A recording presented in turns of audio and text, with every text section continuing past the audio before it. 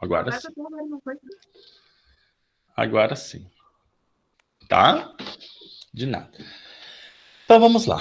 Então a gente fez os nossos estudos então sobre a União Europeia, né? Vimos aí vários aspectos desse bloco econômico e consequentemente também desse continente.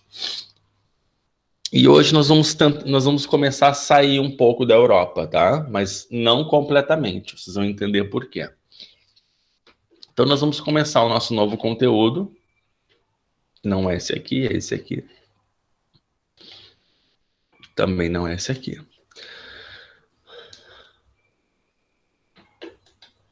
Ô, senhor, Oi.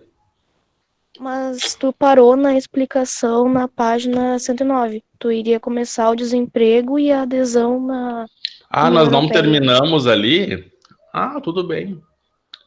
Que bom que tu me avisou.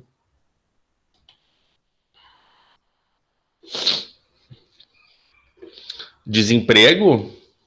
Foi ali que nós paramos? Isso, página 110. A gente não leu esse gráfico? Tu pode me ajudar? Certeza que tu leu esse gráfico. Oi? Eu tenho quase certeza que tu leu esse gráfico. Tá, então nós lemos esse gráfico. Nós paramos aqui no final, é isso? Eu acho que sim. Foi quando eu parei de anotar. Tá. Na verdade, a gente não leu, então, os dois últimos textos, pelo que me parece. Deixa eu ir avançar uma página aqui, então. É isso mesmo. Eu já ia começar ali na Rússia. Vamos voltar. Não tem problema, a gente lê ele rapidamente, ó. Vamos ver. Então, a gente tem aí a questão do desemprego na União Europeia, né?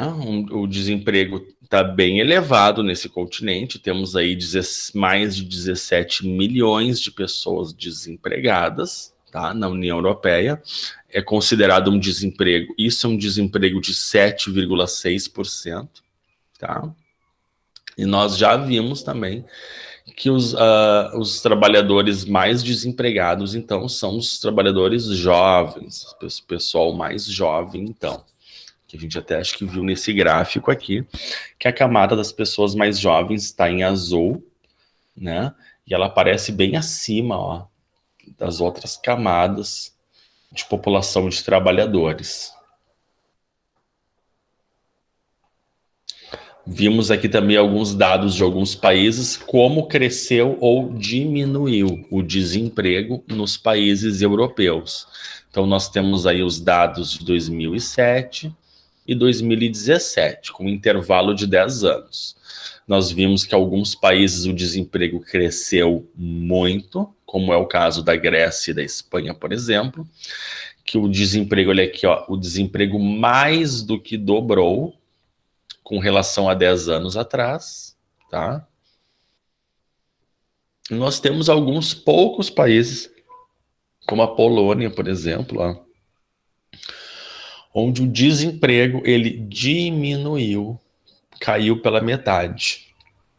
Então, enquanto alguns países têm melhorado os seus indicadores, né, econômicos, alguns outros, infelizmente, então, têm apresentado piora, né, um agravamento de uma crise econômica, tá? Com relação, o que é esse texto das políticas regionais? Com relação a estes problemas, né, pelos quais a Europa enfrenta esses problemas, principalmente da ordem social e da ordem econômica, então a União Europeia tenta desenvolver políticas, né, políticas para diminuir ou erradicar, né, esses problemas, né, principalmente do problema do desemprego. Tá? Então eles desenvolvem várias políticas aí, como investimentos em inovação e tecnologia, né, políticas mais regionais, né, que contemplem então as características de cada região para tentar com isso melhorar os indicadores, né, e diminuir aí os problemas, né, tá? Como por exemplo, aqui mesmo ele fala, né, diminuir as taxas de abandono escolar, combate à pobreza e à exclusão social, tá? Então a gente tem aí alguns países, né, que mais recebem esse tipo de auxílio da União Europeia, que são aí o Chipre, a Grécia, Hungria, Irlanda, Portugal e Romênia, que estão entre os países menos desenvolvidos da Europa, tá? Esse último texto aqui, ele fala um pouquinho a respeito de como os países fazem sua adesão à União Europeia. Então, a União Europeia, vários países da região ali da Europa, das proximidades da Europa, desejam ingressar na União Europeia, desejam fazer parte da União Europeia. Mas eles só podem fazer parte da União Europeia, então, se eles, como eu posso dizer, se eles atenderem alguns critérios, né? Então, aqui, ó, vamos ver alguns critérios. Para um país fazer parte da União Europeia, ele precisa, então, apresentar algum desenvolvimento econômico, tá? Ele não pode ser um país que está muito problemático economicamente, ele tem que ter algum tipo, algum nível de desenvolvimento econômico. Ele precisa ser um país de regime político democrático, tá? Isso é muito importante. E não só democrático, mas ele tem que respeitar os direitos humanos, tá, pessoal? A gente vive num país aqui no Brasil onde muitas pessoas, eu considero essas pessoas ignorantes, né? Porque elas falam sem saber. Mas a gente tem aqui no nosso país muitas pessoas que defendem o fim dos direitos humanos, mas não sabem do que estão falando, tá? Não é possível um país fazer parte da União Europeia sem que este respeite os direitos humanos dos seus cidadãos, tá? E outra regra importante para fazer parte do bloco, então, obviamente, é aceitar as leis do bloco. Então, o país que quiser entrar na União Europeia, ele tem que se submeter às leis do bloco, tá? A União Europeia é um bloco econômico que tem leis próprias, tá? Tem um parlamento próprio, inclusive, tá? Então, isso é muito importante, tá? Temos aí alguns países que querem entrar, né, na União Europeia, como por exemplo, a Albânia, a Macedônia, o Montenegro, a Sérvia e a Turquia. Então, estão sendo avaliados, né, para ingressar na União Europeia. Tá? Tá claro até aí, gente? Posso ir adiante? Posso? Então tá bom. Então vamos adiante, né? Vamos para o nosso próximo conteúdo. A gente só faltou um detalhezinho para encerrarmos, né? Então, da aula passada.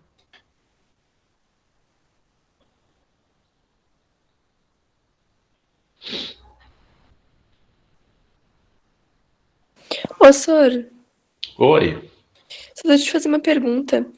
Fala. Eu te mandei uma mensagem na agenda sobre uma atividade que tinha na Moderna, acho que era do dia 6.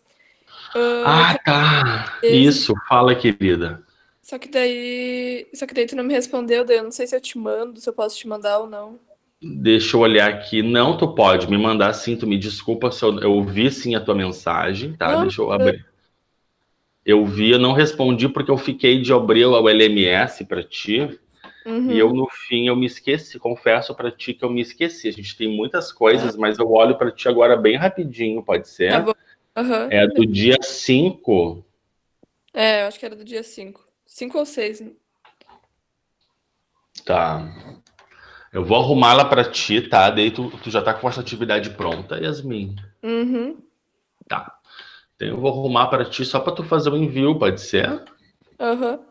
É por isso que tu não conseguiu, porque ela fechou? Não, é porque eu fiquei sem luz no dia e aí não tinha internet pra mandar. Ah, tá, mas tu tentou mandar depois? Ou Não. não? Tá, tudo Não, é bem. que já tinha fechado daí. Entendi, tudo bem. Só para eu saber mesmo. Ô, senhor, teve uma que eu não postei também que eu te mandei mensagem. Eu quem? Álvaro. O Álvaro. Fale, Álvaro. Tu me mandou Não mandei mensagem. também. Sim, mandei mensagem. Eu acabei de trabalhar às 18 em ponto. Daí eu fui em viagem, tava vermelho e não consegui enviar. Eu abri a agenda e te mandei mensagem na hora. Ué, eu tô até com a minha agenda aberta. Ah, tem mesmo, Álvaro. Ah, sim, eu te mandei ali. É a mesma atividade, Álvaro? Não sei, eu lembro que era aquele dia, naquela mesma hora. Eu tô achando que é a mesma atividade. Vocês não conseguem ver qual é a atividade exatamente, o nome dela?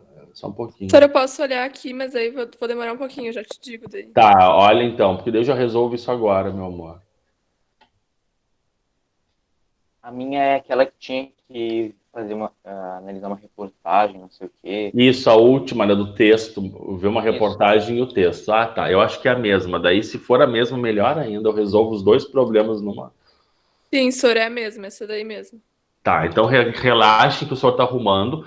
O senhor vai abrir para vocês uma exceção, então, de abrir para que vocês possam enviar essa atividade, tá? Por gentileza, façam esse envio. Obrigado. E aí, que bom que a gente falou disso, que daí a gente resolve os dois numa.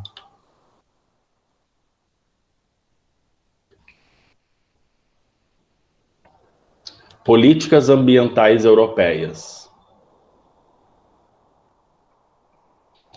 Para entregar até o dia 5. Vou editá-la para que vocês possam entregá-la, então. Hoje é dia 11.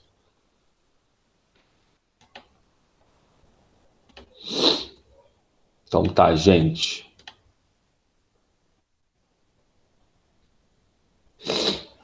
O senhor fez essa gentileza, então eu acabei de arrumar para vocês. Tentando abrir. Tá, querido? Obrigada. Obrigado. Então tá, feito. Então, vamos pro nosso. Puta, que hora, senhor? Eu tô tentando abrir ainda o Moderno. A internet tá fraca hoje. Tá ruim a internet hoje para todo mundo, não tem problema, tá? Eu dei um tempinho, não precisa ser nesse instante, tu pode. Colocou até que hora, senhor? Ah, eu não vi ali, mas eu acho que até às 18. Dá uma olhadinha depois, tá? Mas é mais tempo, não precisa ser agora. Pode relaxar. Então vamos lá. Vamos ver a Rússia, então. Nós vamos avançar o nosso conteúdo hoje um pouquinho. Como eu falei, nós vamos sair da União Europeia, porém nós não vamos sair totalmente da Europa. Por que eu falo isso quando eu digo isso em relação à Rússia? Que nós iremos sair da União Europeia, porém não totalmente da Europa. Em que parte da Rússia se localiza na Europa? Muito bem, essa é fácil, né? Eu achei que ninguém ia responder. Muito bem, Amanda. Então nós temos a Rússia, um país gigantesco, e um pedaço desse país é considerado fazendo parte, então, do continente europeu. E outro pedaço, na verdade, a maior parte da Rússia, então, fazendo parte da Ásia, um país que faz parte de 2 continentes, tá? Então, nós vamos contextualizar um pouquinho. A Rússia, então, ela é o maior país do mundo, tá? A Rússia é o maior país do mundo. A Rússia abrange, então, 17 milhões de quilômetros quadrados, tá? E como o texto menciona, e o próprio senhor já disse agora, né, a Rússia, então, se localiza em 2 continentes, um pedaço na Europa e a sua maior parte, então, na Ásia. Vamos ver outras características, né? O território russo, ele está localizado em altas latitudes. O que isso significa? Sempre que ouvirmos falar que algum lugar ou alguma coisa se localiza em altas latitudes, significa que este algum lugar ou esta alguma coisa se localiza próximo aos polos. Então, os polos da Terra. Lembrando que a partir do Círculo Polar Ártico, nós temos ali os 60 graus de latitude, e os graus vão até os 90, né? Vai até os 90 graus, então, de latitude. Então, dos 60 aos 90, nós consideramos as altas latitudes, né? Normalmente, então, ficam nos polos e, então, são regiões muito frias. Então, a Rússia, por ser um país que está localizado em altas latitudes e próximo ao polo, então, Polo Norte, no caso, né? Esse país apresenta invernos muito rigorosos e longos, né? E um clima bastante frio, tá? Isso é muito importante. Cabe lembrar também, né, que fica na Rússia uma das regiões mais famosas do mundo, que é a região da Sibéria, né? Então, a Sibéria ocupa 60%, né, do território russo. E é uma região pouco povoada e muito fria, né? Às vezes congelada durante boa parte do ano, quando não quase o ano inteiro, tá? E essa região, então, ela é recorrentemente assim, recoberta por neve, por gelo, né? E possui aí uma vegetação, que nós já vimos essa vegetação num outro momento, que é a vegetação da taiga. Então, a taiga, então, é uma vegetação adaptada aos climas muito frios e polares, então, tá? Então, agora nós vamos ver o mapa da Rússia e vamos analisar um pouquinho ele juntos. Olha que interessante esse mapa. Então, a gente tem aqui o mapa da Rússia. Só um pouquinho, tentar diminuir um pouquinho mais. Acho que agora sim. Olha que interessante esse mapa. Nós temos o mapa da Rússia. Veja o tamanho deste país, né? É gigantesco, tá? Vamos comparar um pouquinho aqui nesse lado, ó, no lado oeste do mapa, tá? Lá, ou, né, comumente falando, lado esquerdo deste mapa. Lado esquerdo de quem vê deste mapa. Então, nós temos a Europa ali, né? E os seus mais variados países, seus diversos países. O que acontece? Olha que interessante. Nós temos aqui a Finlândia, a Suécia, a Noruega e a Alemanha ali, ó, e a Polônia também. Esses estão entre os maiores países da Europa. E mesmo assim, dá uma comparada, né, com o tamanho desses países e o tamanho da Rússia.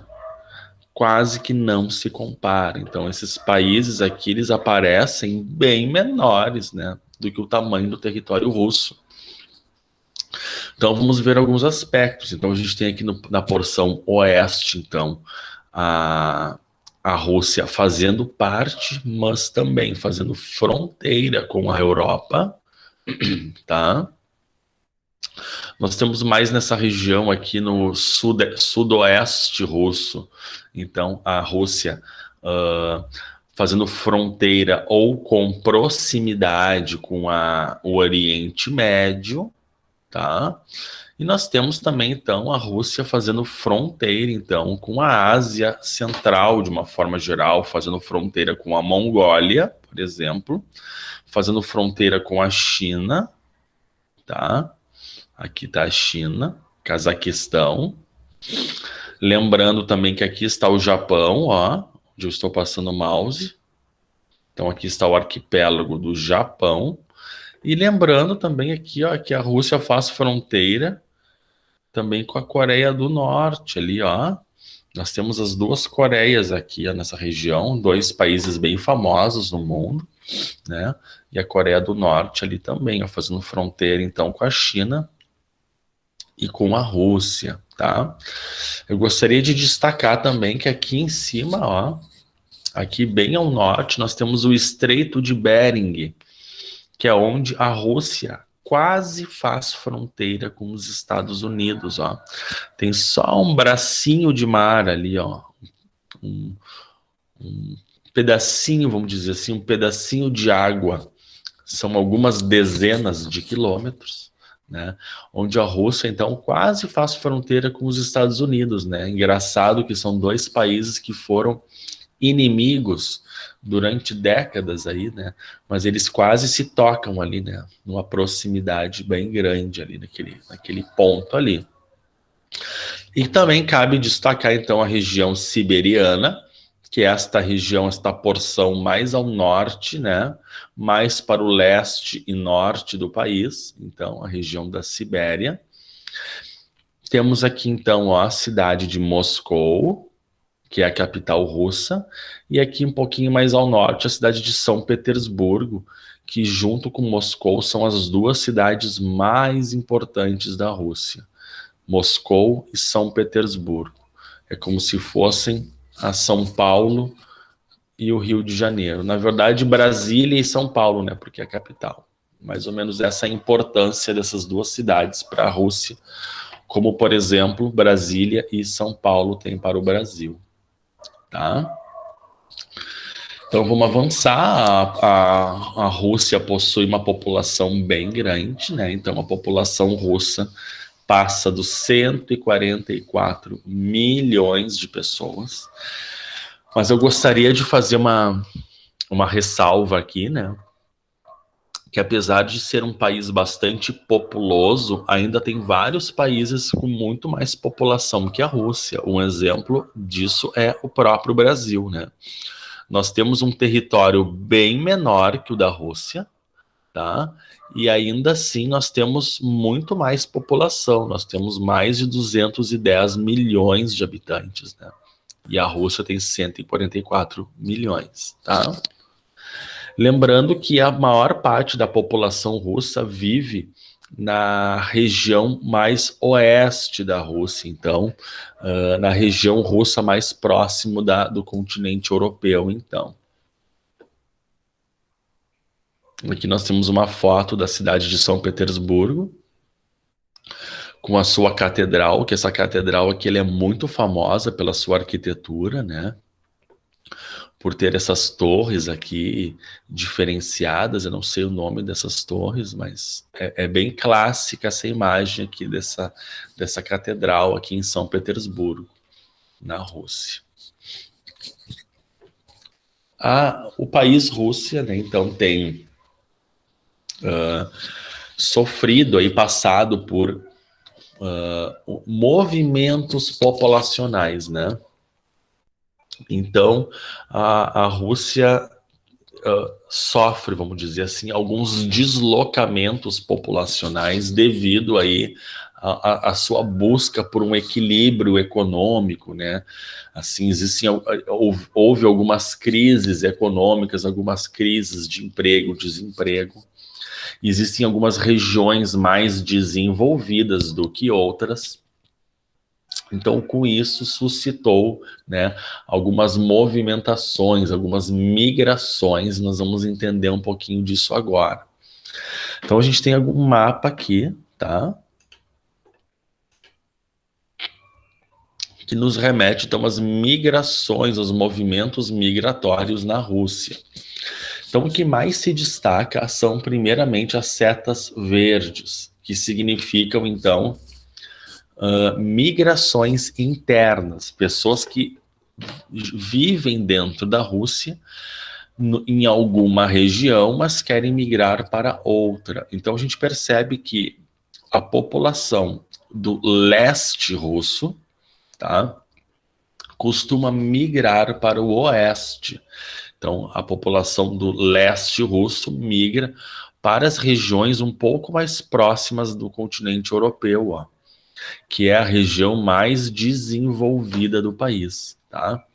As áreas de atração, que são as áreas amarelo, são áreas que atraem população por ter condições e qualidade de vida para a população que vive ali. Já as áreas em verde são consideradas, então, as áreas de repulsão, ou seja, áreas, né, que têm qualidade de vida inferior, condições de vida um pouco mais complicadas. Então, as pessoas, quando têm oportunidade, procuram migrar dali, ir embora dali, né? Temos outros fluxos migratórios, né? Como, por exemplo, esses fluxos da Ásia Central, ó. Muitas pessoas da Ásia Central e do Cazaquistão, principalmente, elas saem dos seus países e tentam melhorar de vida na Rússia, mas também temos russos que saem do seu país, então, e vão para outros lugares do mundo. Como, por exemplo, esse fluxo aqui, ó, de russos que tentam ir a vida indo morar na Alemanha, por exemplo. Tem muitos russos, perdão, que se deslocam para Israel, esse país que é bem pequenininho, ó. Em comparação com a Rússia, né, um país bem pequenininho, Israel, e temos aí também muitos russos que vão para os Estados Unidos, então, por sua vez.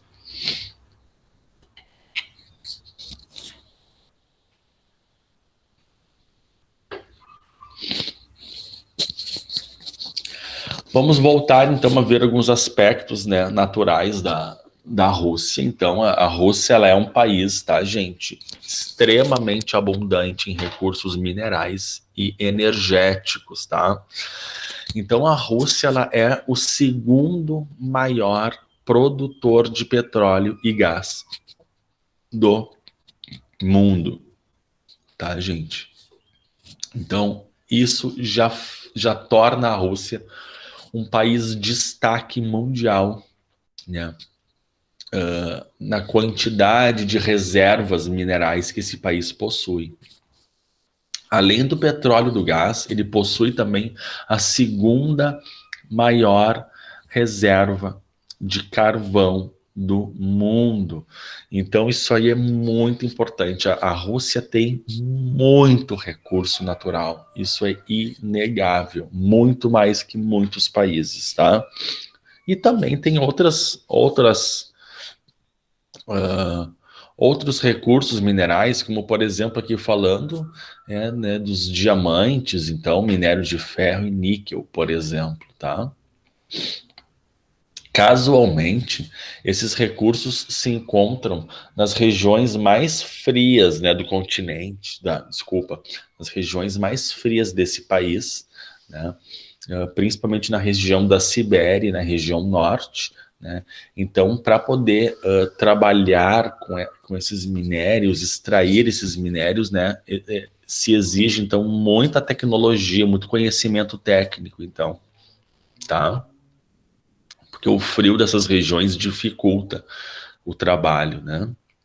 Aqui a gente tem um gráfico que prova essas informações, então, ó, os maiores produtores de petróleo do mundo. Então, em primeiro lugar, a gente tem a Arábia Saudita, no Oriente Médio, tá? Com 13,5%. E em segundo lugar, nós temos a Rússia, então, ó, com 12,6%. Lembrando que o Brasil, ele é também um país produtor de petróleo, ele é sim um dos maiores produtores de petróleo do mundo. Mesmo assim, ele aparece aqui apenas com 3,1%, ó, bem menos do que a Rússia. Veja que a Rússia sozinha com 12%, ela pode produzir mais petróleo que vários países juntos aqui, ó. Se a gente somar o Brasil, o Kuwait, tá? E os Emirados Árabes, ó, a Rússia ainda produz sozinha mais petróleo do que esses países. E aqui nós temos um outro gráfico semelhante também, um gráfico de pizza, como a gente chama, né? Onde a gente tem daí os maiores produtores de gás, não de petróleo. Nesse muda um pouquinho a coisa, ó. Quem está em primeiro lugar aqui são os Estados Unidos. Porém, a Rússia se mantém também em segundo lugar nesse gráfico aqui, ó, com 17,8%. É muito gás produzido. Novamente, a Rússia supera vários países, mesmo que a gente some, ó, a Noruega, a China, o Catar e o Canadá. Ainda a Rússia produz mais petróleo que esses, mais gás do que esses outros países, tá?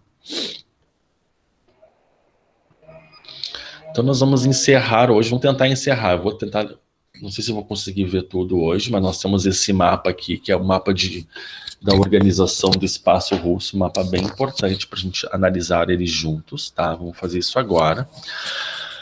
Então a gente percebe nesse mapa que a gente tem em rosa, a gente já analisou um mapa parecido da União Europeia, tá? Então eles fizeram um mapa parecido, só que da Rússia. Então nós temos uma região central russa, que ela é bastante urbanizada e ela é repleta de indústrias. Essa região central, então, ela é a região metropolitana de Moscou, tá? Mas lembrando para vocês que essa região metropolitana aqui de Moscou, ela é gigantesca, tá? Veja bem que essa região aqui central, ela ocupa aí um território maior do que muitos países da Europa, tá? Então nós temos aí a região que fica ao redor de Moscou, lembrando que Moscou é a maior cidade russa. Então essa população, né, o consumo dessa população exige um complexo de atividades industriais ao redor, que é o que está mostrando aqui. Depois nós temos aí uma região bastante povoada e bastante integrada a esse centro roxo, que é esta região em laranja, tá? Então toda essa região em laranja está integrada à região central e ainda assim é uma região de bastante população. Depois, conforme vai ficando mais clara a tonalidade, nós vamos ter menos população e menos atividades econômicas sendo desenvolvidas. Então, quanto mais para o leste russo, como vocês percebem aqui, quanto mais para o leste, menos atividades econômicas e menos população a gente tem nesse país, tá? Tanto que aparece aqui, essas cores em clarinho são as periferias afastadas do centro, ó. Periferia muito isolada. Outra coisa interessante de destacar que aparece nesse mapa, tá? Que é bem interessante, é uma informação importante, ó, sobre o litoral russo, tá? Então a Rússia tem toda essa costa aqui, ó, todo esse litoral, ó, que é um litoral bem grande até, ó. Tá? Ela tem um litoral bem grande fazendo mar ali, fazendo costa com o Oceano Glacial Ártico e uma outra porção, né, então, a porção leste fazendo costa então com o Oceano Pacífico, tá? E conforme o livro nos traz, então, essas praias, elas permanecem boa parte do ano congeladas e bloqueadas pelo congelamento da banquisa polar. Essa banquisa polar, o que significa? Todas essas águas aqui, ó, que eu estou passando o mouse, ó, todas essas águas aqui, ó, da região norte do mundo, elas congelam no inverno. E isso aqui vira uma plataforma de gelo, fica um chão sólido e contínuo de gelo. E esse chão congelado, então, ele bloqueia todo o litoral norte da Rússia.